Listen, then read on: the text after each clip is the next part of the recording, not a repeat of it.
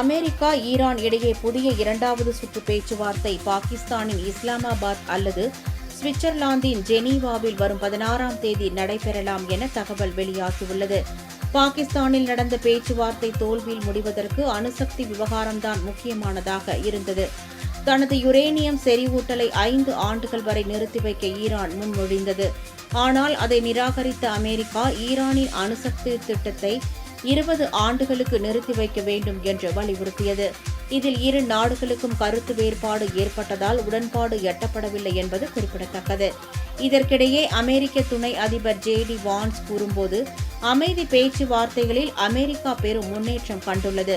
இனி ஈரான் தான் முடிவெடுக்க வேண்டும். ஈரானியர்கள் எங்களை சந்திக்க தயாராக இருந்தால் இரு நாடுகளுக்கும் மிகவும் நல்ல ஒரு ஒப்பந்தமாக இது அமையும் என்று தெரிவித்தார்.